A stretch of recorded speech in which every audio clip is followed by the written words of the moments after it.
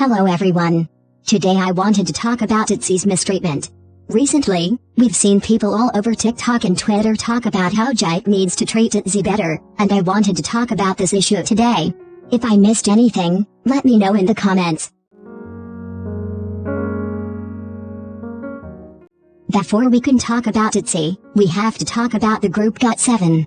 If you aren't aware, got7 debuted on January 16, 2014 under got7 Entertainment. got7 consists of JB, Mark, Jackson, Jinyoung, Youngji, Bam Bam, and Yujim. Everything went downhill in 2017. got7 was divided into divisions, and got7 got put into Division 2. Div 2 only had 30 employees managing got7 and itzy.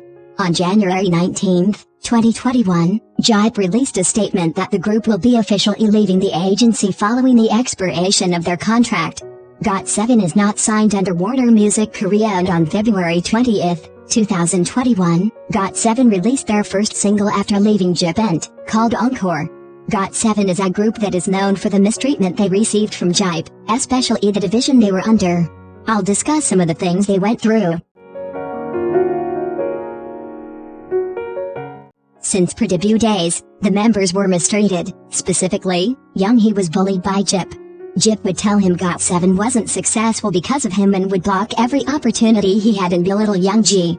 got7 families also got different treatments. During concerts, some families would get backstage passes while others couldn't even see the members.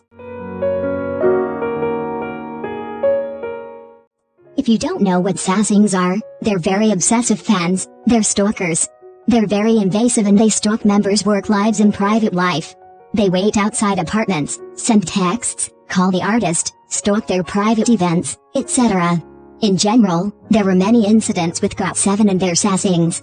Their sasaengs would leak their numbers and address. Jinyoung faced the most problems with sasaengs, with Jinyoung being followed to drama-ending parties and filming sets. The problem is the company didn't do anything about it. got7 didn't handle the sasaengs and continuously let them attack got7. They never took legal action against these things. Along with got7 not handling the sasaengs, they also didn't handle rude comments. As we have seen recently, whenever there's controversy with different groups, we see companies taking action by writing statements threatening malicious commenters. However, when this happened to got7, got7 did nothing. An example could be when Jackson was receiving death threats, the company never did anything about it either. got7's Division 2 also did not promote got7 well, especially in Korea. They had little to no promotions in Korea. got7 barely promoted them overseas as well.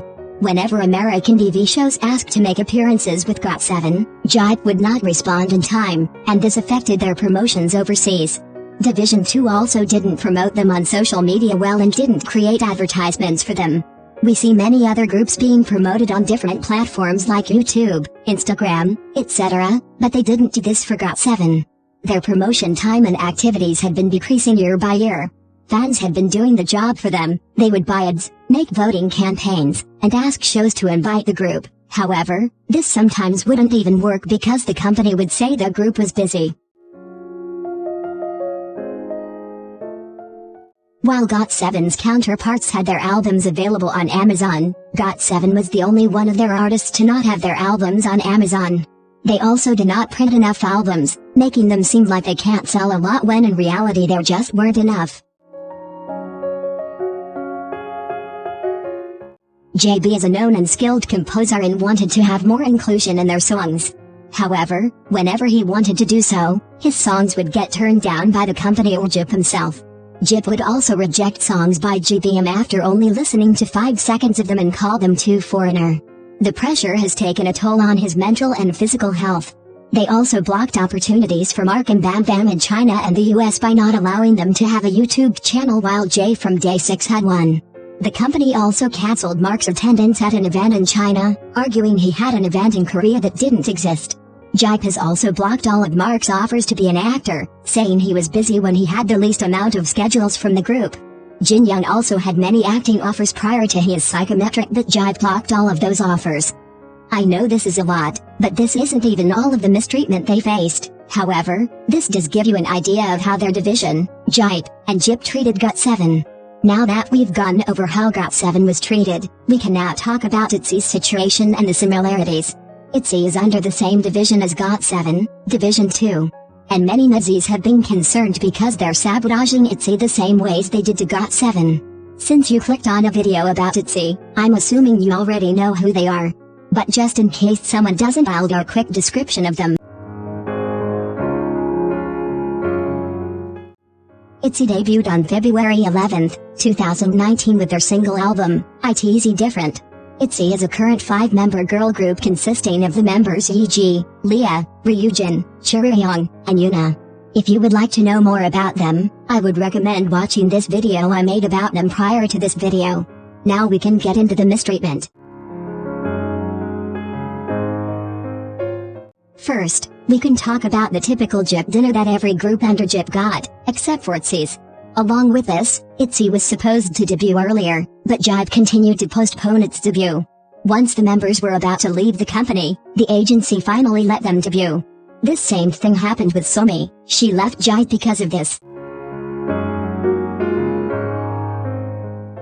For the 3 years that itzy was the youngest Jipe group, there was never a Jip Nation stage, and in the last Jip Nation stage, itzy's part was very short. In 2021, itzy's net deleted itzy's Mama performance. Also, Jip didn't follow itzy's official account until after nmixx debuted, which was in 2022. Making that 3 years after their debut. Also, compared to all the other groups under Jipe, their lightstick is lacking. It's just a ring while other groups' lightsticks had so much more thought put into it. After 4 years of debuting, they're still not allowed to take part in production activities or make their own music even though they want to. It's so bad that Yi even discussed the issue on Live Once. Yi also stated that they can't express their opinions and that the first time she had the right to choose a solo activity was for her AOTM. Itzy has also had no creative content like nmixx's mixtape, Twice Melody, or SKZ Player. Just like got7, itzy's promotion is lacking. Starting with their most recent comeback, Cheshire, which only had 5 music shows and no studio tzuyu. In comparison, nmixx's recent comeback had around 10 music shows. Stray Kids' recent comeback has had around 10 music shows and a studio tzuyu performance. Finally, Twice's recent comeback has had around 7 stages and a lot of international promotions. Along with this, Leah's recent OST got no promotion and wasn't included in the drama, and Leah apologized for that. Break My Heart Myself, featuring Ryujin and Yi, got no promotion. The only promotion it got was from BB Rexa.